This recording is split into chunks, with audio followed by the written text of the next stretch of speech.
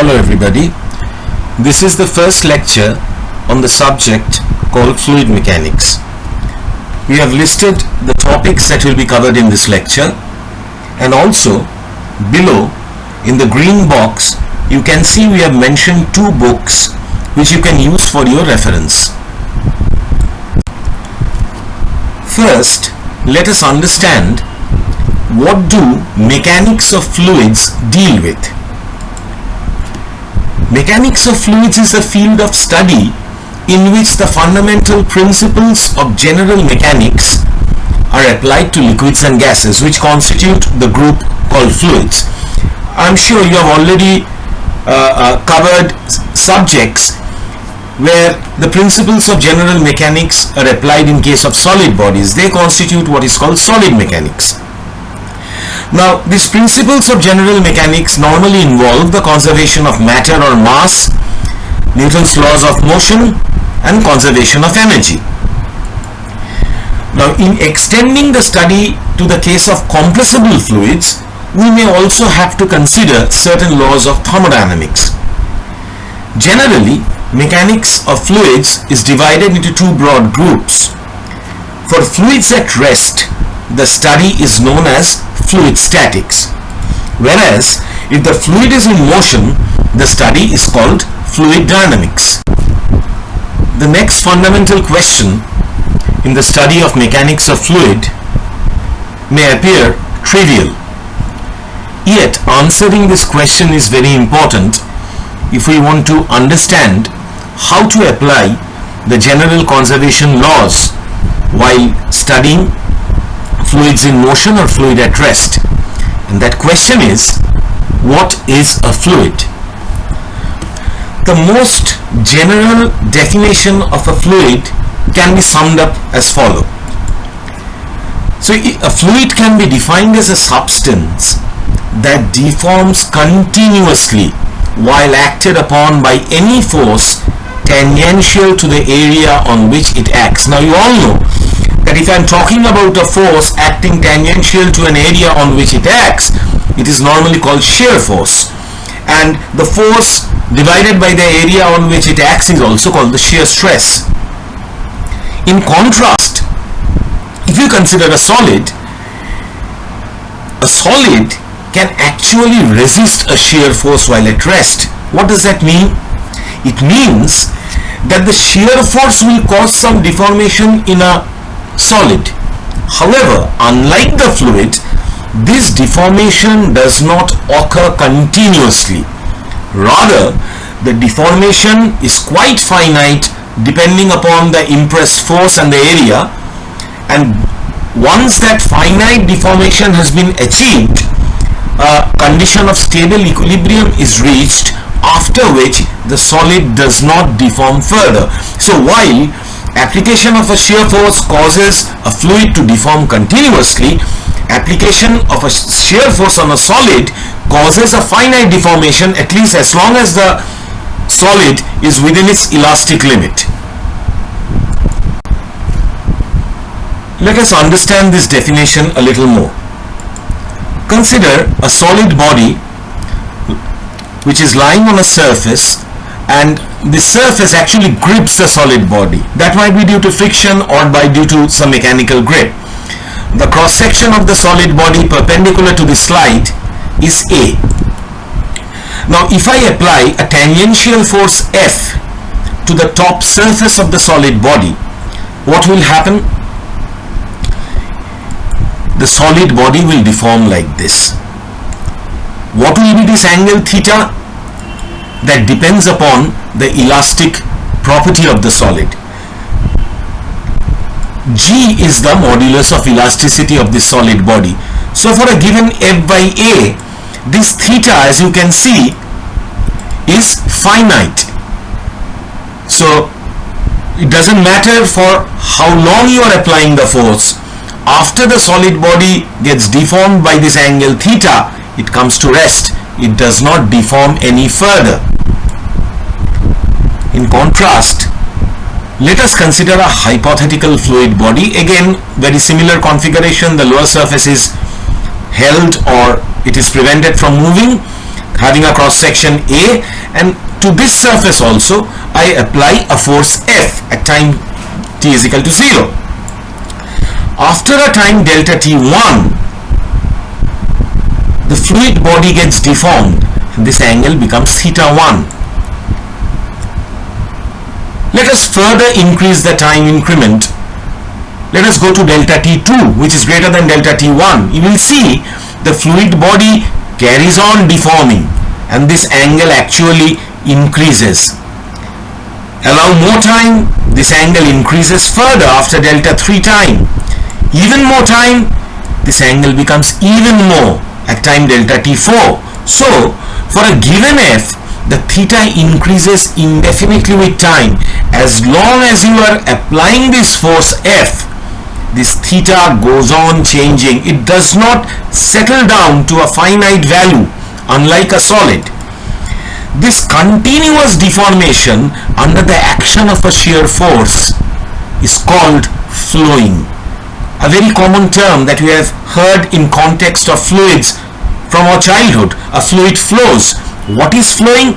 Flowing is actually this continuous deformation under the action of a shear force. And it is this property of flowing, it is this property of continuous deformation under the action of a shear force that differentiates a fluid from a solid.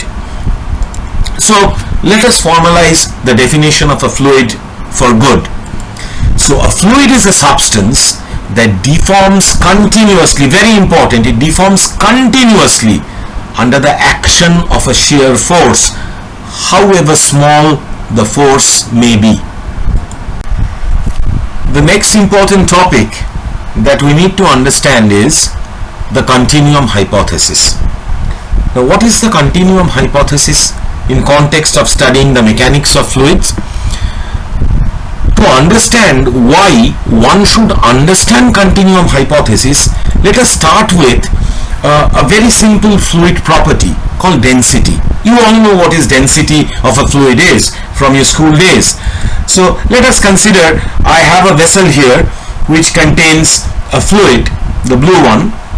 Let that be water, and the entire water is at the ambient temperature T0. Let the mass of this water be n and the volume be v. If I ask you what is the density of water in this vessel, all of you will say it's very simple. Density is mass per unit volume. So you divide mass by volume and you get the value of density. The moment you define density in this way, what you are saying implicitly that the fluid, the water in this vessel has got uniform density all over. So whether I take a point here, here, here or here, everywhere the density is same, the same numerical value m by v. Consider another situation. Same vessel filled with water. Only thing is at the bottom of the vessel now I have deposited a block of ice. Now if you give some time, what will happen? The water that is closer to the ice will become cooler, and as you gradually move up, the water temperature will rise, because on the top surface, the top layer will have the ambient temperature, whereas the bottom surface will have the temperature of ice. So inside this fluid volume, there is a continuous variation of temperature. The cooler, heavier fluid lying at the bottom and the hotter ambient fluid lying at the top. Now since the temperature varies in this sense, so also the density. So the bottom layer of fluid in contact with the ice will have the highest density. As you move up and the fluid temperature gradually rises, the density decreases. So the density decreases in the vertically upward direction. The overall mass and volume are very same to the previous example. Now if I ask you what is density of this liquid, of this water in the vessel, and if you tell me density is mass per unit volume, so you simply divide the mass by the volume, then there is a problem. Why? Because we all understand that the density of this layer of fluid is quite different from the density of this layer, then the density specified by mass by volume, what is that density? It is actually called the average density, which is defined as the total mass by the total volume. However, to get a clearer picture of density of this water with the ice, we need to develop the capability of defining density in the different layers of water separately. Or in other words, we should develop the capability of defining density at a point in a fluid volume, because in this case at different points the density changes. So there is a variation of density as you move from one point to another to another to another. So our next attempt is to define density at a point. So how do we define density at a point?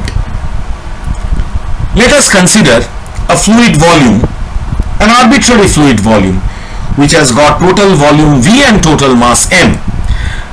Now the density inside this fluid volume is different at different points. So here the density is something, here the density is something, here the density is something. If I divide this mass by the total volume, I will end up with the average density of the fluid.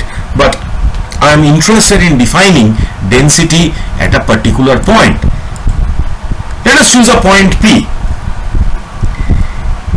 If I need to define density at this point P, I face a problem. The problem is, theoretically, a point does not have any volume. It has got zero volume, and correspondingly a point does not have any mass of fluid associated with it. So in absence of a volume and mass, it is very difficult to define density. So what do? We imagine a small volume surrounding this point. The moment I select a small volume, this small volume will have some volume, that is delta V, and associated with delta V it will have some mass. Let us call it delta M.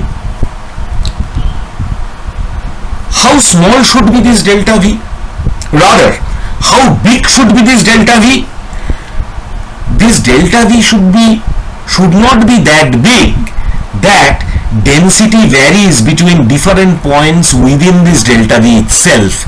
So it is a small volume, so small that at least I can assume that at all points within this volume delta V, the density is same as the density at the point P. So how do I define the density at the point P now? It is simple. Delta M by delta V, which is the density of this volume.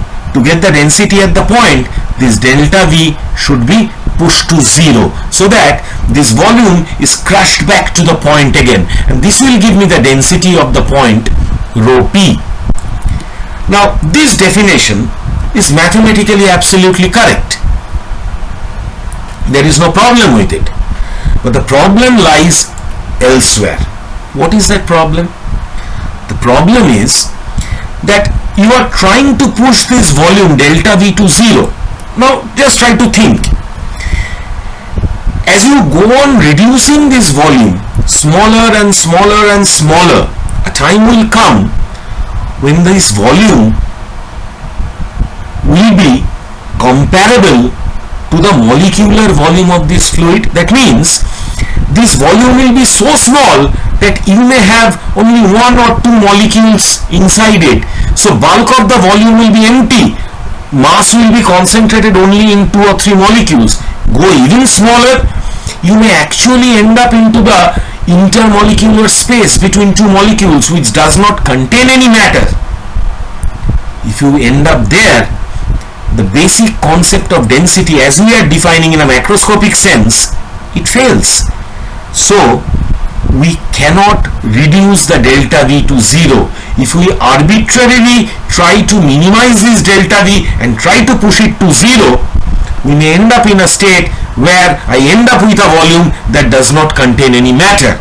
And this is the basis on which we propose the continuum hypothesis. So to overcome this problem, we need to understand the concept of continuum hypothesis. What does it say? It says that the mechanics of fluid that we'll be studying in this class, this is not the only way of studying fluid mechanics. In statistical fluid mechanics, you actually deal with fluid molecules and come up with macroscopic properties. But in the fluid mechanics that we are trying to study in this class, we'll assume that the motion of the fluid uses the continuum concept. What does that mean? It means that the individual fluid molecules are ignored and it is assumed that the fluid consists of continuous matter. So you cannot see molecule, intermolecular space like this. It is a continuous matrix. The entire thing is filled with fluid matter. At each point of this continuous fluid, there is supposed to be a unique value of velocity, pressure, density, and all these other field variables that we will be studying or which are associated with the study of mechanics of fluids.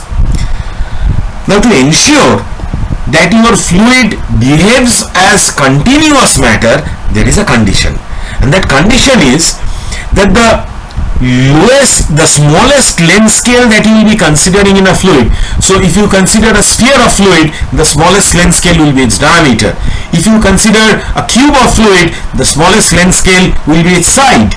So the smallest length scale you are considering should be much greater than the mean free path of the fluid molecules, or the volume generated by the cube of the smallest length scale should be much greater than epsilon, where epsilon is a characteristic volume represented by the cube of the mean free path.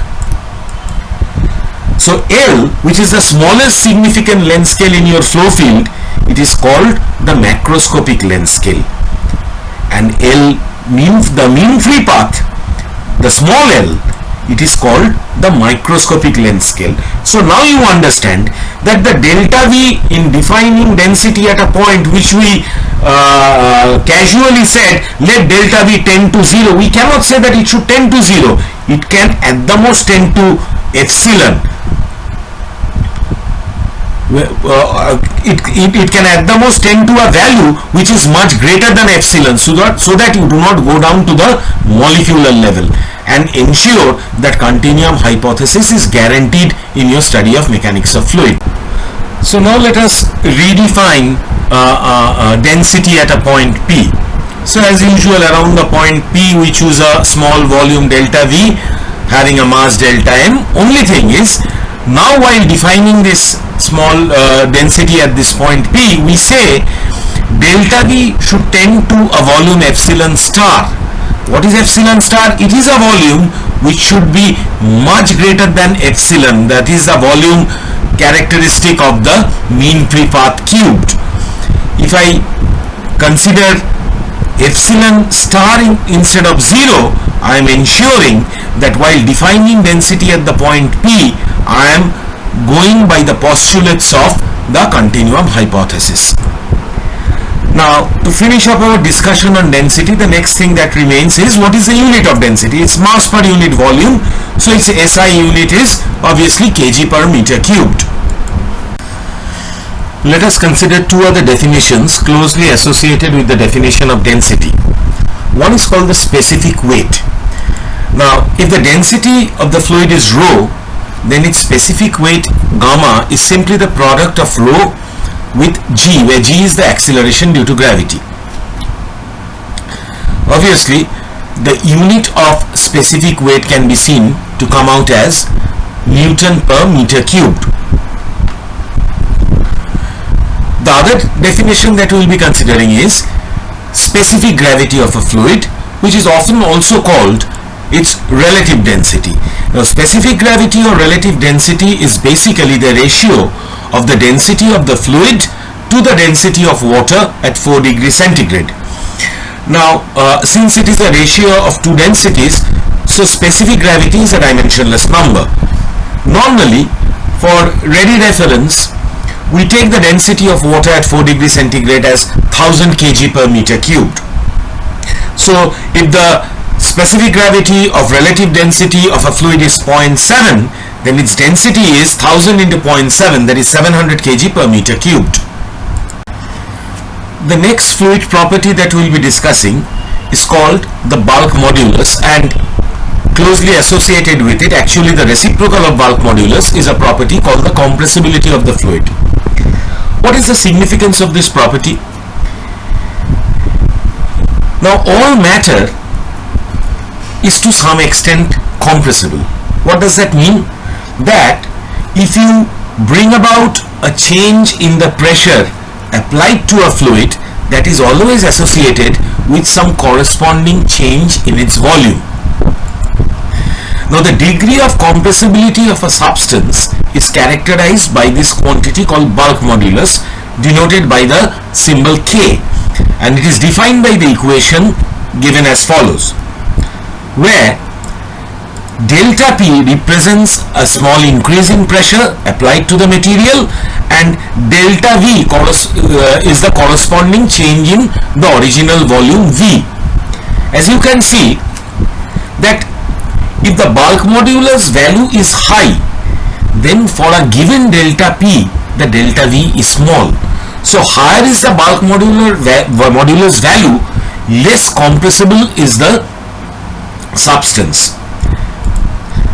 Now, you can see this minus sign in this equation. This minus sign is given to account for this. Any increase of pressure means a positive delta P.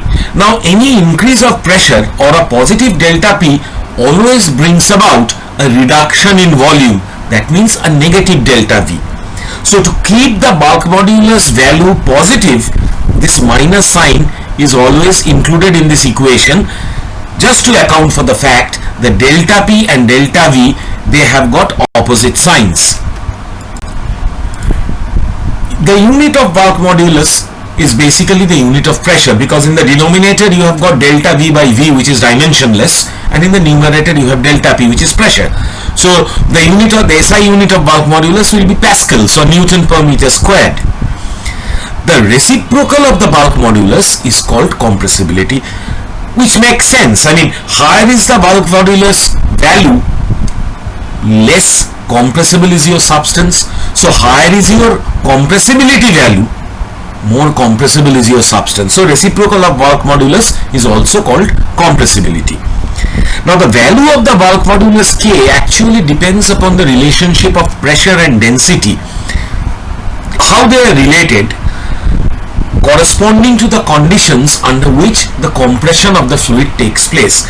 Two sets of conditions are especially important. Now, if the compression occurs when the temperature of the substance is kept constant, then the value of bulk modulus is called the isothermal bulk modulus. On the other hand, if the compression takes place under a situation so that no heat is added or taken from the fluid and there is no friction in the process, then the corresponding K is called the isentropic bulk modulus. The ratio of these two, the isentropic to the isothermal bulk modulus, is denoted by gamma, which is also the ratio of the specific heat capacity of the fluid at constant pressure to that at constant volume. Normally, for liquids, the value of gamma is almost unity, and so the isentropic and the isothermal bulk modulus almost have the same values. For liquids, the bulk modulus value is very high, which implies that for a given delta P, the change in volume of a liquid is extremely small, even when delta P is quite large. So liquids by nature are less compressible. So in case of liquid, since it is less compressible, we can take the density of a volume of liquid to be almost constant regardless of whatever pressure change occurs, since there is almost no change of volume associated with delta P because it has got a very high bulk modulus. And such fluids whose density is chosen constant for an analysis are called incompressible fluids. Now, choosing your fluid to be incompressible provides some advantage in solving the equations of fluid dynamics, as we will see later. However, even for liquids, compressibility becomes important under certain situations, when the changes of pressures are either extremely large or they occur very suddenly. For example, in the case of water hammer, in such situations, the compressibility of liquids have to be taken into account into your analysis. For all other analysis, you may choose your fluid to be incompressible, but if a water hammer is occurring, you have to consider compressibility as an important parameter in your analysis. The next important property that we'll be discussing is called the viscosity of a fluid. Now, the viscosity is defined as a property by virtue of which a fluid offers resistance to any force tending to cause one layer of the fluid relative to another layer. Viscosity is also loosely called fluid friction. Now, why is this so? Now, if we accept the fact that there is a property called viscosity which offers resistance for one layer to move relative to another, then this is also true that if you want to move one layer relative to another at a different speed compared to the previous layer, then you need to spend some energy to overcome this resistance, and this energy is usually a dissipative energy which gets lost as heat, very similar to friction, and that is why viscosity is also called fluid friction. Now, to understand viscosity, let us consider a two-dimensional fluid element, PQRS, at time t is equal to 0. The dimensions of these two-dimensional elements are shown. It is delta x by delta y. Now, the layer SR is moving at a velocity u, and the layer PQ is moving at a higher velocity u plus delta u. So, PQ and SR, they have got relative motion between them because one layer is moving at a higher speed compared to the other layer. Now, if you allow some time delta t, then what will happen? This element will take the shape P prime, Q prime, S prime, R prime.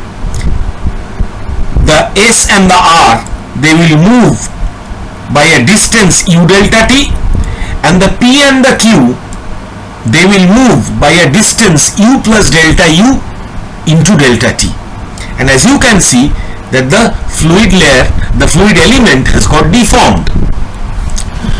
Now, you must also understand, since the layer PQ or P prime Q prime is trying to move faster than the layer SR or S prime R prime, hence the slower moving SR will try to slow down the faster moving PQ and will apply a force in the direction left, and the faster moving layer PQ will try to drag the slower moving layer SR and will apply a force in the direction right, something like this. This force pair is generated by the property called viscosity. Now, here I have only shown two layers. If I can consider a velocity profile of a fluid where each point has a different velocity, then this point of the fluid has a velocity u, this point of the fluid has a velocity u plus delta u. So here also this entire discussion is valid. That means you have a force on the top layer from towards the left, a force on the bottom layer towards the right, and this is attributed to viscosity. Now, the shear strain is characterized by this angle alpha. Now, if delta t is very small, then this alpha will also be pretty small, and it is basically given by the tangent of this angle. So, it will be this length minus this length, that is u plus delta u delta t minus u delta t, divided by the distance between the layers, that is delta y, in the limit delta y tending to 0. So it will be something like this, the shear strain. Now, if the shear strain is something like this, the rate of shear strain or the strain rate will be, what will be the alpha in unit time, that is if delta t is equal to 1, and that is given as limit delta y tending to 0 delta u by delta y, which can be given as del u del y. This quantity del u del y is basically the slope of the velocity curve at a point under consideration, and this is called the velocity gradient. Newton postulated that for straight and parallel motion of a given fluid, the tangential stress between the two adjoining layers is proportional to the strain rate, or as we have seen, the velocity gradient. Now, what is the shear stress that is acting, or the tangential stress that is acting? That is this force by an area perpendicular to this slide. So according to Newton, tau is equal to force by the area, which is proportional to del u del y, and this constant of proportionality, he called it mu. It is a constant. This law is called Newton's law of viscosity. Now this constant of proportionality mu is called absolute viscosity, or dynamic viscosity, or coefficient of viscosity, and it is a property of the fluid. Fluids which obey this equation, that means Newton's law of viscosity, are commonly called Newtonian fluids. So that obviously brings us to a scenario which tells us that there must be some fluids which do not obey this law, and they are called non-Newtonian fluids. Now, certain points should be noted. Irrespective of the magnitude of mu, tau is 0 if del u del y is 0. So, if all the fluid layers are moving at the same velocity u, then there is no velocity gradient, there is no del u del y. So even though it is a viscous fluid, there will be no viscous force present in your analysis. Or if the fluid volume is at rest, then all the layers will have zero velocity, then also del u del y is 0. So then also there will be no viscous shear stress in your analysis. So for fluids at rest, or for fluids which moves in such a way that all the layers have the same velocity, in such cases we can consider them to be inviscid fluids, or fluids where we need not consider the effect of viscosity, or where we do not consider the calculation of the viscous shear stress. Secondly, this del u del y in a real fluid is nowhere infinite. That means you cannot have a step jump of velocity from one layer to another. Velocity always changes continuously, and del u del y at all points in the fluid is always finite. So consider a fluid layer in contact with a boundary. This fluid layer has no option but to share the velocity of the boundary. If it does not do so, then at the boundary there will be a step jump of velocity, and then at the boundary you will have an infinite velocity gradient, which is not possible. So all realistic fluids share the motion of the boundary into which it is in contact with. So if the boundary is at rest, the fluid layer in contact with the boundary is also at zero velocity. If the boundary is moving at a velocity v, then the fluid layer in contact with the boundary also moves at the same fluid velocity v, and this condition is called the no-slip condition. The unit of dynamic viscosity from this equation, if I put in the unit of shear stress, which is pascals or Newton per meter squared, u is meter per second and y is meter, it can be seen its SI unit is Newton second per meter squared or Pascal seconds. A smaller unit is also defined, which is called a poise. One poise is 0.1 Newton second per meter squared. A further smaller unit may be necessary. It is called a centipoise, which is 1/100th of a poise. Question is, we have understood that if the two fluid layers parallel to each other try to move at two different velocities, then the faster moving layer tries to drag the slower moving layer and tries to speed it up, and the slower moving layer tries to drag down the faster moving layer and tries to slow it down, and this is due to a property of the fluid that is called viscosity. The question is, what is the source of this viscosity? To understand the source of this viscosity, let us look at a very peculiar figure.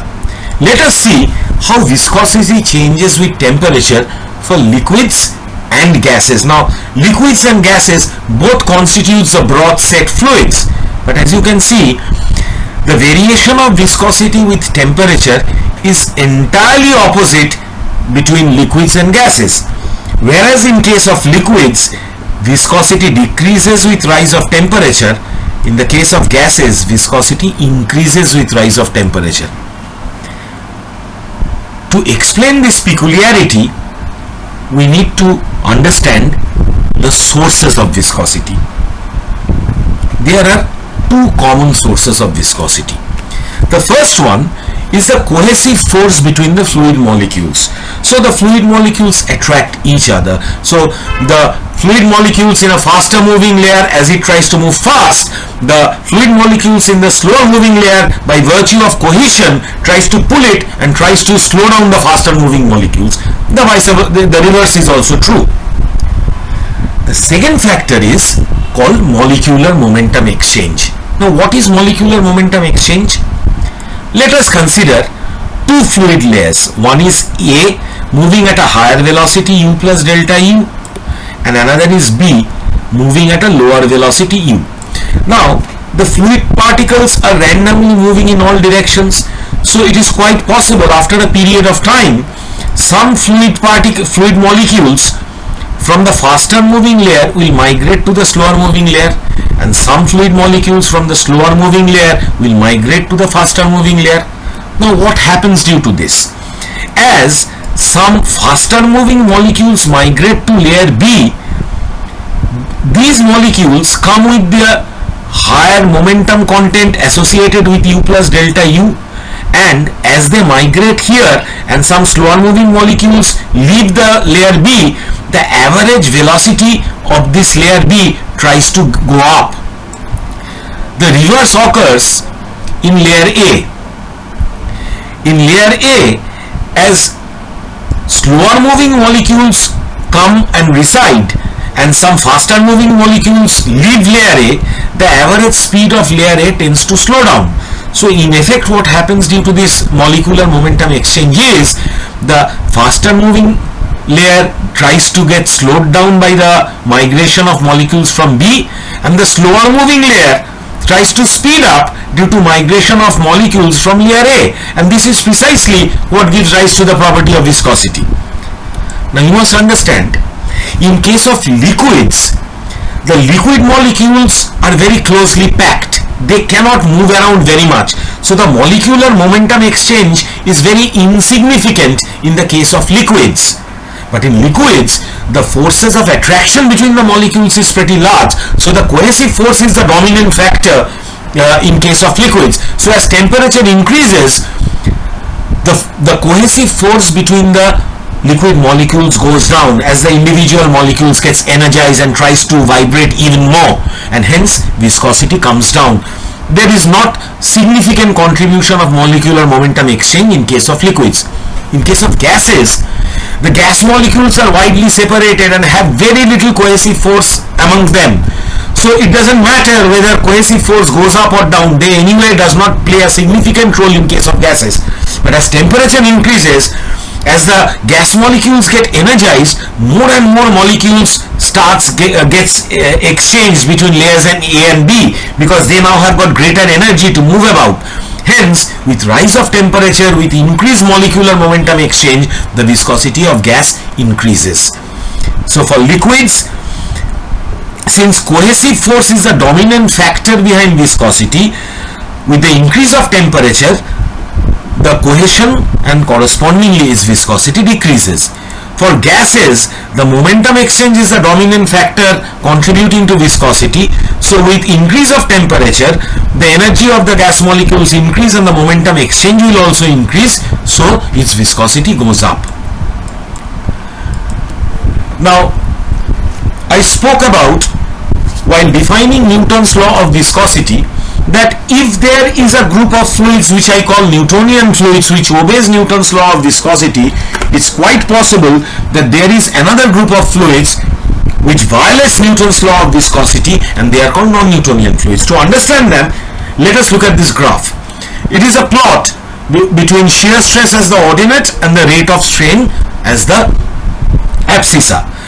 For the Newtonian fluid, this plot will be a straight line passing through the origin, because mu is a constant, so the slope of this line will be mu. So the shear stress, this is tau, and the rate of strain, this is del u del y. Non-Newtonian fluids do not obey this law. A common law in a generic form that represents a wide class of non-Newtonian fluids is given as this equation: tau is equal to A del U del Y to the power n plus B. Now, fluids which obey this law, these group of non-Newtonian fluids are also called power law fluids. Let us see what are some of the power law fluids. Now, the first one is called the pseudoplastic. In this case, n is less than 1 and B is 0. Common examples of pseudoplastic are gelatin, clay, milk, blood, liquid cement. These are all non-Newtonian pseudoplastic fluids. If n is greater than 1 with B as 0, then we have what are called dilatant fluids. Concentrated solutions of sugar in water, aqueous suspension of rice starch. These are examples of dilatant fluid. Now, some fluids exhibit the property of plasticity. Now, if n is less than 1 and B not equal to 0, then that category of fluids are called plastic fluids. And if n is equal to 1 and B not equal to 0, then such fluids are called Bingham plastic. Now, so if this straight line is a curved line, it's a Bingham plastic. If it is a straight line, if this line is a curved line, it is a plastic fluid. If it is a straight line, it is a Bingham plastic. And this intercept on the shear stress axis is the value of V, which is called the yield stress of the plastic fluid. The metals, when strained beyond their elastic limit or close to their melting points, they can deform continuously under the action of a force and behave as fluids. They behave as plastic fluids, denoted by this line.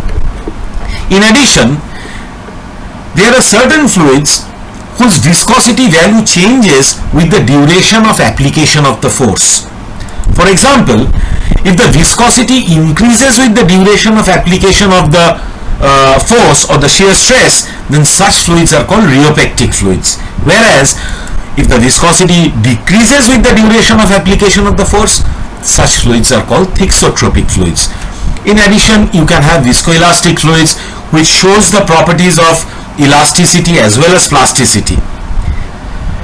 And finally, we have previously defined inviscid fluid, an important field of theoretical fluid mechanics, which involves the investigation of motion of a hypothetical fluid having zero viscosity.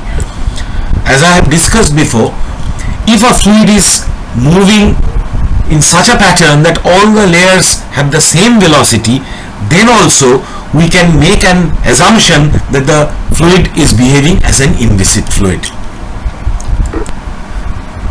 Another property very closely associated with dynamic viscosity is called the kinematic viscosity of the fluid.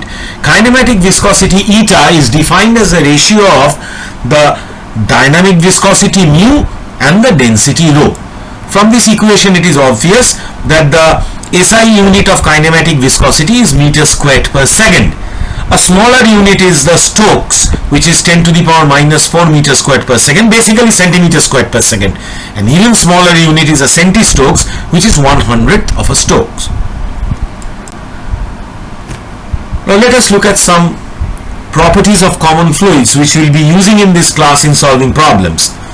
Now, viscosity, density, they all change with temperature, but for reference values, we'll choose the density of water as 1000 kg per meter cubed, its dynamic viscosity as 10 to the power minus 3 Pascal seconds, and its bulk modulus as about 2 gigapascals.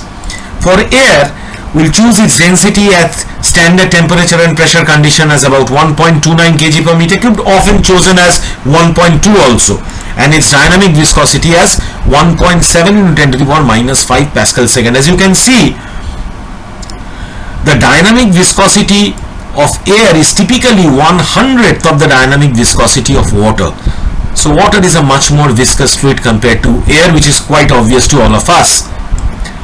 Glycerin, on the other hand, is a much more viscous fluid than water, having a much higher viscosity value. Another fluid which we will be using regularly in our analysis is mercury, and we choose the density of mercury at its value at 15 degrees centigrade, which is 13.56 into 10 to the power 3 kg per meter cubed. Very often we can take the value 13.6 also. As you can see, from the reference density of water and the density of mercury, the specific gravity or the relative density of mercury turns out to be 13.56. Now let us look into some classification and descriptions of typical fluid flow. The first classification is called internal and external flows. Now, when the motion of a fluid is between bounding surfaces, the flow is described as internal flow. For example, flow through a circular pipe where the fluid is bounded by the pipe wall on all sides. It is an example of an internal flow. On the other hand, when the body is surrounded by a fluid in motion, the flow around the immersed body is described as external flow. For example, if I consider a sphere and flow of air past this or water past this sphere, this is an example of external flow. The next classification is steady and unsteady flows. Steady flow is defined as that in which the various field variables or the parameters at any point do not change with time. Obviously, unsteady or non-steady flow is one where these parameters or variables, they do change in time at a point. The third classification is uniform and non-uniform flows. For uniform flows, the various parameters at any instant of time do not change with space. That means they do not change from point to point. In contrast, in non-uniform flow, the various parameters at any instant of time, they are different at different spatial locations. For example, in our definition of density, the first case where the entire water was at ambient temperature T0, it had uniform density. That means at all points in that volume of water the density was same. It was a case of uniform density. In the second case, where I had a block of ice at the base of the vessel and density changed as you move gradually up from the base of the vessel to the free surface, that is a case of non-uniform distribution of density, because there density changed from one level to another level to another level.